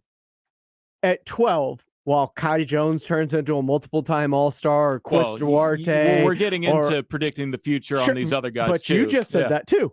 We're talking about the Spurs draft pick. Comparison is a thief of joy. I'm aware of that. Yeah. And I am very good at stealing people's joy. That's true. He is James Pledger. Hit him up. I am Pledger on Twitter. I'm Carl Schoening. This is San Antonio Sports Star. When we come back on the other side of things, I understand, Pledge, that we have a weight loss challenge here at San Antonio Sports Star coming up. You are already in shape. You're already in shape, so you get to be the leader on this. Let's talk about what this weight loss challenge is going to look like so we can get this rolling next week on our grand opening. I have no clue what this is going to look like. We're going to talk about it when we come back. All right, hey, it is halftime. You are tuned in to San Antonio Sports Star, ESPN San Antonio, AM 1250 and 94.5 FM. Thank you all for tuning in the frequency. Stick with us here. We're going to talk health and fitness when we come back. AA Best Bail Bonds presents the 2021 Cowboys Training Camp on San Antonio Sports Star, ESPN 1250 and 94.5 FM. Powered by Ewald Kubota and Southern Recipe Small Batch Pork Rinds. Left side of the end zone. Touchdown. Another bounces left. Stiff arm. Walk the dog. Touchdown. Zeke Elliott. 360-degree coverage on air, online, and on site from Oxnard. San Antonio Sports Star, ESPN 1250 and 94.5 FM. Want to hear something amazing? Discover matches all the cash back you earn on your credit card at the end of your first year, automatically, dollar for dollar, with no limit on how much you can earn. Extra cash? Come on, how amazing is that? In fact, it's even more amazing when you realize all the places where Discover is accepted. 99% of places in the U.S. that take credit cards. So when it comes to Discover, get used to hearing yes more often. Learn more at discover.com/yes. 2021 Nielsen Report. Limitations apply. What are you going to do when your air conditioning goes down? What are you going to do when the plumbing breaks in your house? I know what I do. That's called Service First AC and Plumbing because I have their number in my phone. One touch dial brings a fast service, same-day service called the best. Like Service First and AC and Plumbing. The number you need is 210-521-1500. Again, it's 210-521-1500. It's not a matter of if, but it's a matter of when. Your AC will go down, your plumbing will break, and when you need a first responder, the likes of which Service First and AC and Plumbing can bring, you got to have the number available. They specialize in emergencies. They're family operated. They've been around for 14 years around San Antonio, taking care of San Antonians. Fast, reliable, proactively, and most importantly, they are trusted. AC and Plumbing, the likes of which you need on an emergency basis. That's Service First AC and Plumbing. Put the number in your phone. That's 210-521-1500. 210-521-1500. Service First AC and Plumbing. Want to hear something amazing? Discover matches all the cash back you earn on your credit card at the end of your first year, automatically, dollar for dollar, with no limit on how much you can earn. Extra cash? Come on, how amazing is that? In fact, it's even more amazing when you realize all the places where Discover is accepted. 99% of places in the US that take credit cards. So when it comes to Discover, get used to hearing yes more often. Learn more at discover.com/yes. 2021 Nielsen Report. Limitations apply. If you're thinking about compact tractor and you want the best, you can afford a Kubota. Hi, I'm John Ewald with Ewald Kubota. Come into one of our 10 locations and check out the Kubota L2501 tractor package deal, which includes a 4-wheel drive tractor with a hydrostatic transmission, a front loader, a rear mower, a box blade, and a trailer, all for one low price. With a deal this good, you can afford a Kubota from Ewald Kubota. Check out our package deals at ewaldkubota.com. If you need 2,000 or tens of thousands of square feet for your office, warehouse, or retail space, we can help. The last thing you want to do is overpay the landlord. I'm Scott McMurray, Bottom Line Realty Advisors here in San Antonio, and we work with business people like you who want to have an effective strategy for their next real estate decision, whether it's leasing space or buying a building. Your landlord has representation, and you should too. Even if you're a good tenant with no plans to move at all, you're the most vulnerable to getting a really bad deal. Here at Bottom Line Realty Advisors, we only represent you, not landlords. If you're rethinking your office, retail, or warehouse lease, we'll help you negotiate from a position of strength. Having Bottom Line Realty on your side doesn't cost you a dime. Contact Bottom Line Realty Advisors at 210-535-7800 and tell them Dave sent you. Bottom Line Realty Advisors. We get the landlord off your bottom line. No one covers Cowboys training camp like we do. Touchdown, Cooper! Cowboys win! San Antonio Sports Star. ESPN 1250 and 94.5 FM.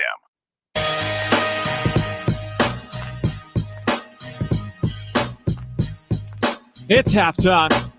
This is San Antonio Sports Star, ESPN SA, AM 1250, 94.5 if you're tuned into our frequency. We're also live on Facebook and YouTube. I'm Carl Schoening. You can hit me up on Twitter, Carl with a K, by the way, at Carl ESPN. He is James Pledger, at I Am Pledger. And Pledge, you know, I got some COVID weight. I got some extra COVID weight. I was not very active during this whole pandemic thing. You had all that free time, though. You know, yeah, but I couldn't go outside a lot of the time. And I am. But yoga's an indoor thing, right? It is. And I am a yoga instructor, but there's just something about going to hot yoga every day and teaching multiple times a week. And all of the other things that kept me active and busy during the before pandemic times, that all of a sudden my metabolism just crashed. It was not fun. And then on top of it, we entered into the age of convenience, and I all of a sudden probably had too many calories and didn't burn them off enough. And a long story short here. You mean curbside got you? Yeah. Where you're not roaming through the grocery store anymore? Exactly. I long story short here, I think a lot of us have put on some COVID weight. You are one of the few people that have not. You actually use it as motivation, and I think you work out 3 hours a day.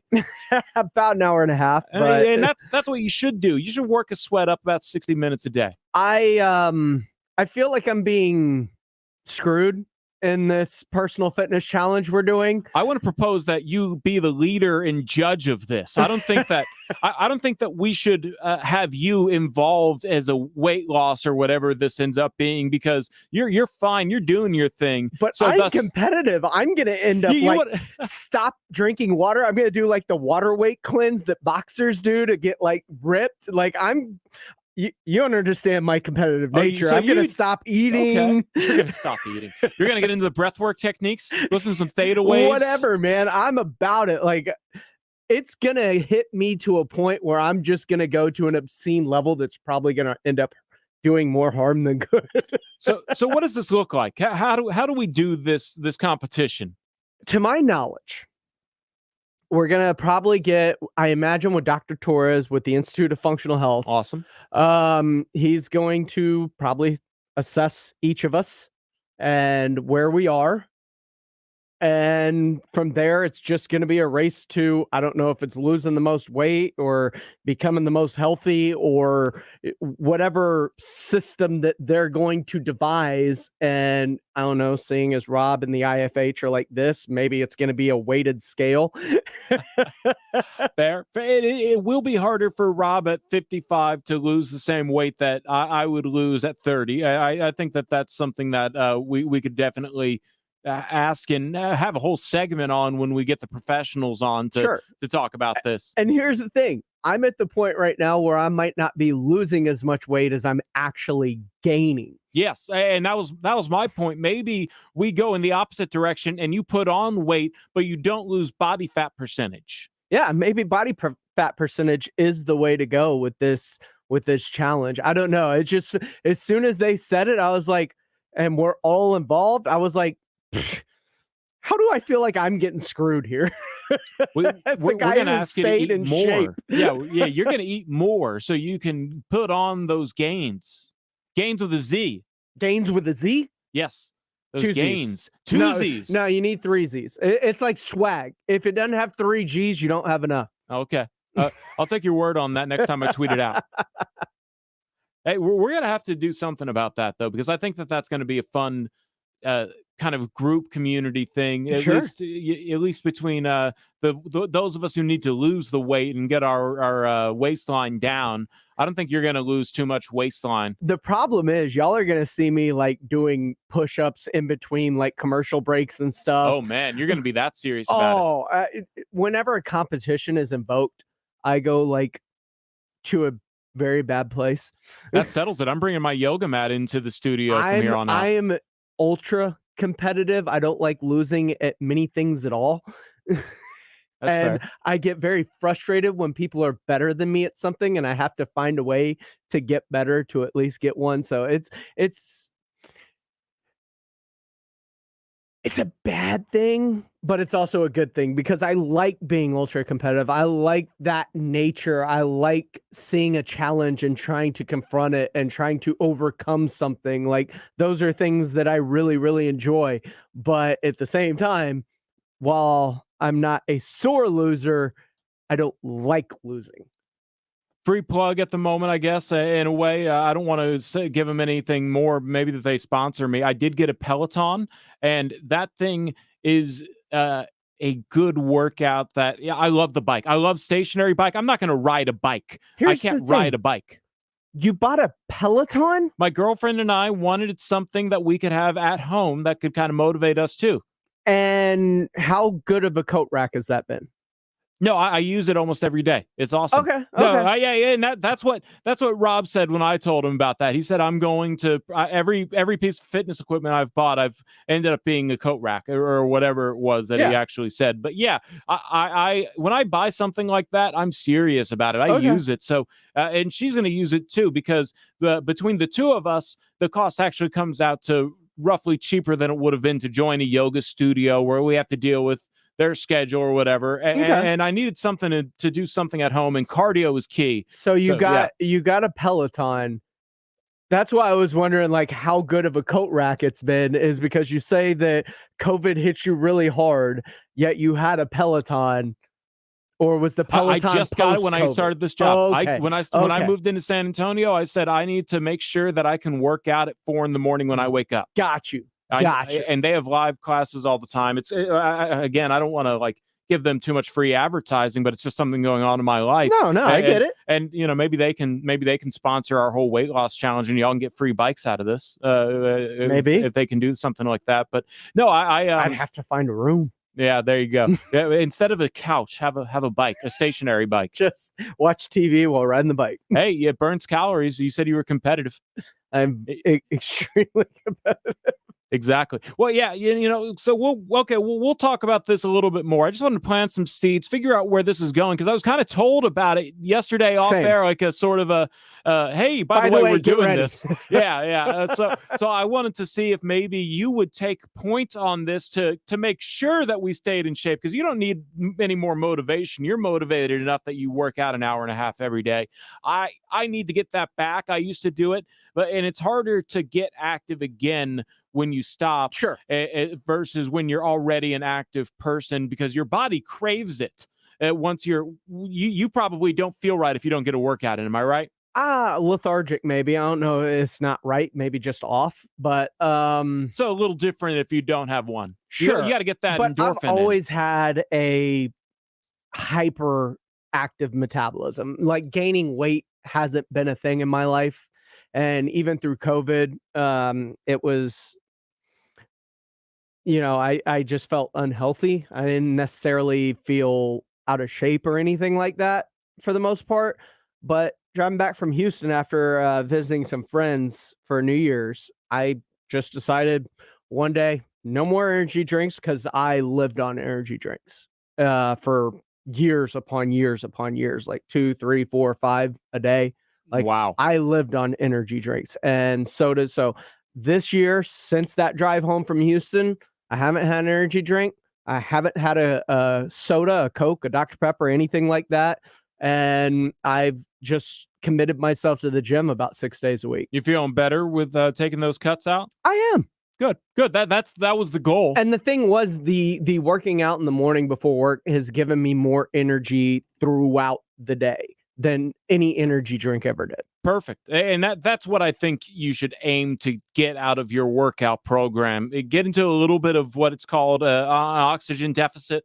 And that'll help you burn calories all day if you're trying to burn calories all day and those kinds of things. You just popped up something on StreamYard, didn't you? Yeah. Let's see. What do we got here? Our friend Christopher Lewis on our Facebook live feed says we should do a listener program as well. I'd be very interested in the help to get healthier. Oh, let's get some sponsors on this and get this into our listeners as well. We gotta have some fun with this. Okay, we're all in on this, so this will be fun. San Antonio Sports Star Health 2021 challenge, but we're going to get the New Year's resolution going before New Year's. How about that? All right. Question. Go ahead. What's going to happen first? You're, not you, but Rob, Rudy, whoever it may be, loses 20 pounds, or Josh Primo averages 10 minutes a game? Well, I would assume that there's a chance that we can lose 20 pounds by November if we're starting next week with our grand opening.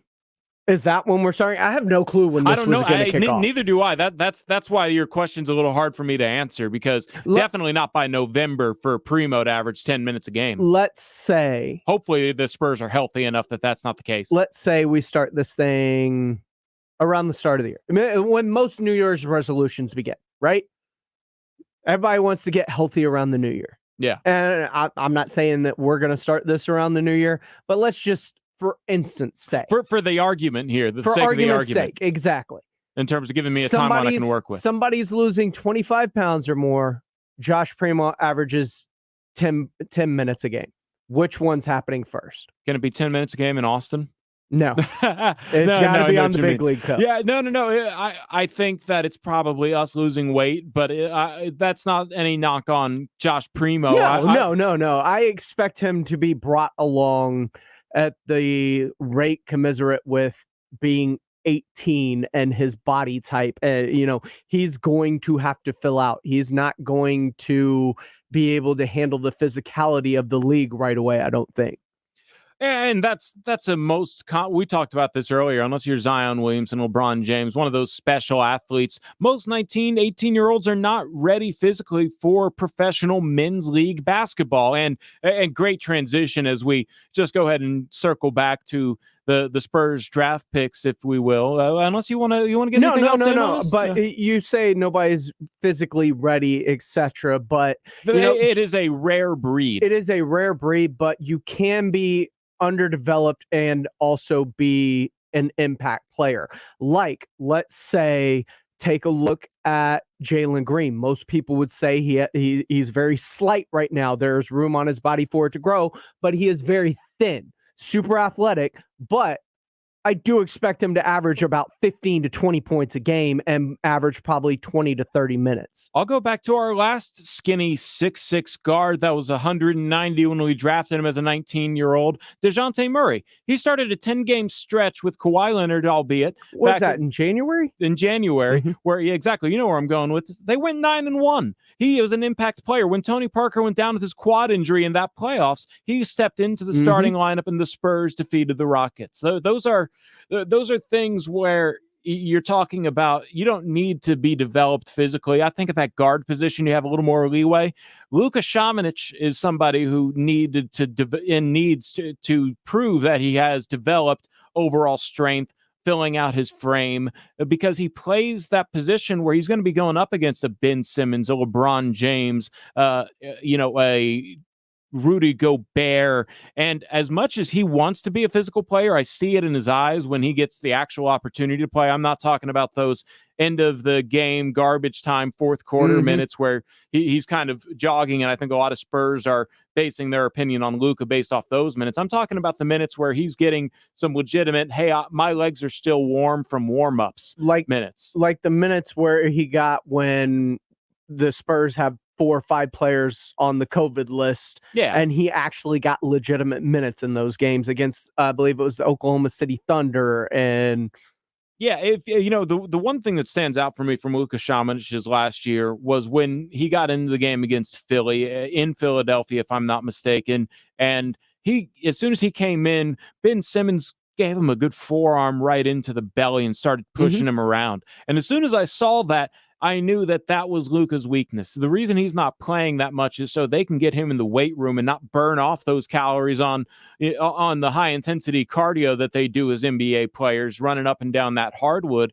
But Luka has this kind of edge about him that I knew he was going to get a big dunk. So he had that crossover dunk. And I still think maybe potentially he's a couple years away from getting into the Luka that you want at 19th overall. But I do think next year is where he cracks the rotation because he has been filling out his frame, putting that weight on. We talk about Keldon Johnson filling out that frame. I think he looks pretty good. And DeJounte filled out that frame. Derek looks a little buffer. I'm not worried about Josh Primo being thin. In fact, he's listed at 6'6", 190. So if that's accurate, which I believe it is, I don't think you can really lie about those things, even though Rudy J this morning said he looked like he was 165. And I can see what he's saying. He does look thin. You got to get that core built up too, not just your arms and your shoulders. There's so much that goes into it, the legs. So yeah, I do think that eventually Josh Primo gets a stretch, especially when the load management time comes in. But we will definitely see Josh Primo on the court. I don't think he averages up to 10 minutes per game. So Rob or I, maybe Jason or Rudy will lose 25 pounds before he gets that kind of action. Rob has an issue in and of himself because let's face it, he's got to learn the draft pick's name. Kevin Primo is the Spurs' first pick. Give him that turnover chain. You got to make sure he puts it on Monday. I will. You got to send that. Kevin Primo. Geez, it's Josh. Who's Kevin It's not Primo? even close. It's like Jim O'Brien. We need to get it straight. Is it Josh or Joshua? I've seen Joshua most places, but it's Joshua Primo. It's Josh for short. Let's call him Josh. I'm just going to call him Primo Thrimo. Primo Thrimo.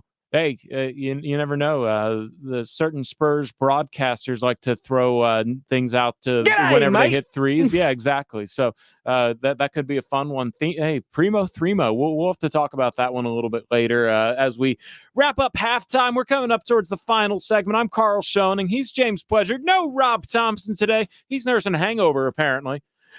I think that's what, when you go to a party with Jerry Jones in Malibu, I would be nursing a good life. I would be nursing a hangover too. I would too, especially when everything's free. Absolutely. If you have an open bar, oh my goodness. I don't know if I would have been on the morning show. An open bar.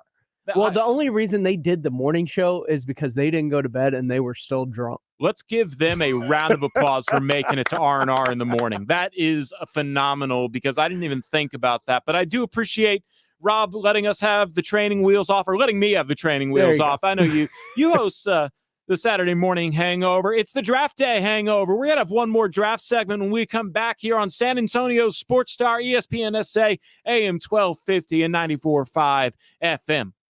Score $1,000 in summer cash. Enter the winning keyword, Lake, L-A-K-E, Lake, at sasportstar.com. Good luck from San Antonio Sports Star, ESPN 1250 and 94.5 FM. Sports Center is brought to you by Kielbasa Slow Crafted Sausage, available at your local grocery stores. I'm James Pledger, and in the NBA, the San Antonio Spurs selected Josh Primo with the 12th pick.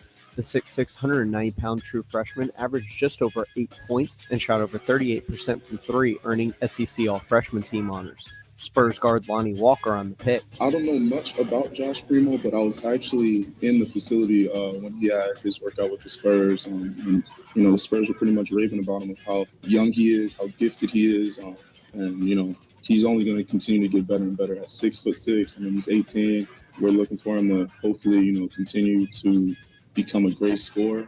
With their 41st pick in the second round, they selected Iowa guard Joe Wieskamp, who shot over 46% from three for the Hawkeyes this year. I'm James Pledger for San Antonio Sports Star, ESPN AM 1250 and 94.5 FM. Hey there, it's CBS News business analyst Jill Schlesinger with an inside track on a company that could save your family over $800 a year on a basic service everyone needs, H2O Wireless. If you're with Verizon, AT&T, or T-Mobile, H2O Wireless gives you the exact same coverage as one of those, but at half the price. That's right, H2O Wireless uses the same network, same towers. You can even keep your phone and number because switching is as easy as swapping a SIM card. Right now, get unlimited talk, text, and 15 gigs of data for just $36 a month. And if you want a new phone, H2O Wireless has huge savings on the latest iPhones and Androids. Here's what you need to do. Pick up your phone and dial pound 250 and say keyword Get H2O. When you do, you'll save 50% off your first month. Again, dial pound 250 and say keyword Get H2O, and your family could start saving over $800 a year today. If an education can help you prepare for a career change, here's an opportunity. University of Phoenix is awarding up to $1 million in new scholarships this month. You could earn between $2,000 and $3,000 in a non-cash tuition scholarship. See which one you may qualify for at phoenix.edu.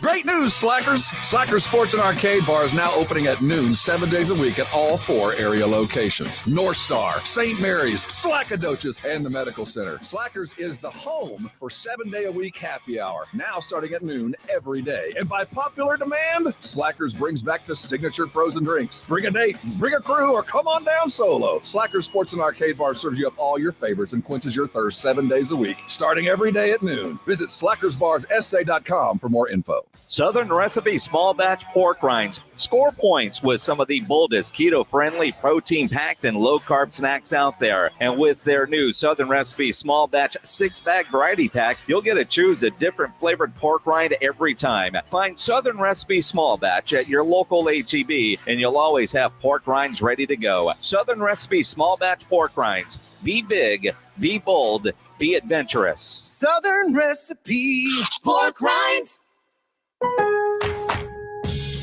Great values are happening now during Lowe's Pro Summer Savings. Stop by the Pro Desk and get an extra 5% off volume savings orders over $1,500.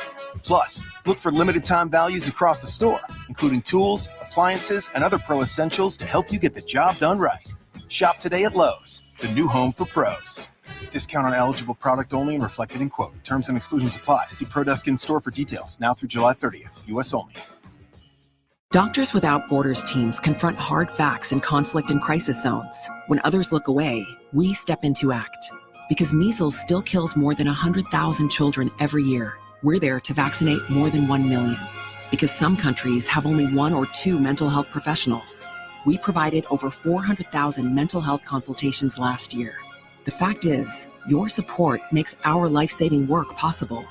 Picture the impact we can have together. DoctorsWithoutBorders.org. Bet you can tell me when the last Spurs championship was. But can you name your congressman? Sports or politics? The answer is obvious. This is San Antonio Sports Star, ESPN, AM 1250 and 94.5 FM. This is Rudy J on your home for Texas Rangers baseball. San Antonio Sports Star, ESPN 1250 and 94.5 FM. It's halftime. That was Rudy J, who held it down here Monday through Wednesday while I was on vacation. I'm Carl Schoening. Rob Thompson not here today as he is just taking a well-deserved break. I appreciate him doing 5 hours of radio, and he volunteered for it, but I definitely appreciate him being the co-host here on Halftime. He's James Pledger at I Am Pledger on Twitter. You can hit me up on Twitter at Carl ESPN. That's Carl with a K. And we're in the final segment here, and you have some sound. I don't think I've even heard this sound of Brian Wright, Josh Primo, and also Joe Wieskamp, right? So Wieskamp. We need to get that right. If you're going to correct me on Wieskamp. Shingun. I know. I need to get Wieskamp right. It's the I being first, but I'll get that right. Are we sure it's not Wieskamp? It's Wieskamp. We'll go with it. So go ahead and fire this off randomly. Tell me who you're about to play, and let me give you my raw reaction because I actually have not heard any of the sound yet. Yeah, we'll start off with Brian Wright discussing the 12th overall pick and Josh Primo and what they saw out of him that led them to selecting him. Started for us, a few months before that, where you would get to see little flashes, and you started to dig in. Obviously, you saw the talent. And he was the youngest player in the draft at just 18 years old. And you start to think about he's a high school senior, the equivalent of a high school senior playing, starting in the SEC. So once you started to peel back the layers, you started to see flashes of a little bit more. He played more of a spot-up shooter type role within their offense with Herb and some of the guards that they had. And so when we got to the combine, we saw him in a completely different role. We saw him playing some point guard at times, playing off the ball and creating some time. So you saw the flashes that you would see in season. You just, saw a little bit more of it. And obviously we got to have him in our gym and got him in a workout and, continue to spend some time peeling back the layers, and was just extremely impressed with the young man. The maturity, obviously the talent, and the potential upside going forward. Good soundbite. Maturity associated with an 18-year-old. You want to hear that for the guy that you're drafting. I'm sure that that's something that the Spurs really focus in on when you look at them having to draft 18 or 19-year-olds these days. And yeah, I like that. That's what I kind of get out of it. They were impressed by his maturity, and I think that's going to be key. And like I say, he said he saw some traits. And like I've said, if you think that dude's going to be a star, I have no issue with the pick. Now, if it doesn't work out, that's on you. But you can't pass up the potential of a star player in the draft because it is far more important than any need will ever be. This is a home run swing by the Spurs, and the pitch just left the pitcher's hands. We don't know if it's going to go yard or if it's going to be a swing and a miss, but I do think that the Spurs were going for the home run swing here with Josh Primo. What do we got next? Speaking of Primo, he spoke to the media following his draft yesterday, and man, we always talk about what Spurs sound like, what a Spur sounds like, what a Spur feels like. Well, Josh Primo sounded a lot like what I, in my head, feel a Spur to be. I'm not just a shooter. I'm someone who can come in and affect the game in a lot more ways than just putting on the court. I was able to show some leadership, able to show my defensive effort, defensive ability, and just show an all-around game. I think that's what was intriguing out of the combine, and then just feedback from there. I mean, it started to rise slowly. I was looking at early second round before the combine, and it kind of jumped into late first round, and I mean, it's jumped again since then. As long as I can remember, I've always played a year, 2 years up, sometimes 3. So it's not really that big of a deal to me. Coming into the combine, that's what everyone was really talking about. Will I be able to handle myself at this level? I know that everyone's basketball players at this level. Guys are a lot more skilled. Guys are a lot stronger. However, at the end of the day, that's what they are, basketball players. Very well thought out, very eloquent, very heady answer. And that's what I mean when I say he sounds a lot like what I expect a Spur to sound. He doesn't sound like an 18-year-old. That's pretty well thought out answer for an 18-year-old. And I think the only critique I have on that soundbite was he needs a better Zoom mic. He really does. That thing was cutting in and out, but I was able to piece together what he was saying and his ability to defend and play, and playing against kids that were older than him this entire time. Let's face it, he was a high school senior playing SEC basketball this past season. So that is something that is very big. The last one is the dude that I'm probably most excited for coming into this season, the guard Joe Wieskamp, who they selected in the second round, who I think has a chance to be a contributor on this roster this coming season. So I can come in right away, knock down threes, be a floor spacer, be a guy that can rebound, get out in transition, cut as well, finish above the rim. But mostly, it starts with my shooting and being a guy that can space the floor. Something the Spurs sorely lacked this past season. I love that pick, honestly. I think that the Spurs needed to go with one of those shooters, and that is definitely filling a need. At 41, he could definitely, you know what's funny? If I'm not mistaken, maybe he was 41, maybe he was 42. The Spurs got a really good shooter in Davis Bertans. So maybe we strike again with another shooter in the second round. And quick question going into this season, do you expect Joe Wieskamp to get more burn and more run with the Spurs this year than Primo? I think a lot of it's going to come down to this minutes. next couple weeks here as we see what happens with something. We'll be talking a lot about the summer camp coming up, the summer league coming up. Yeah, I'm asking you a question. I want you to put it out there. Put it in the ether. Yes or no? I'm going to say, let's see what happens with summer camp. It'll be a topic. Stay tuned here to halftime on San Antonio Sports Star, ESPN San Antonio. Answer me. It's AM 1250, 94.5 FM. Catch you later. Football in America is a special game, a unique game played like nowhere else on earth. It's a rare game, and the men that play it make it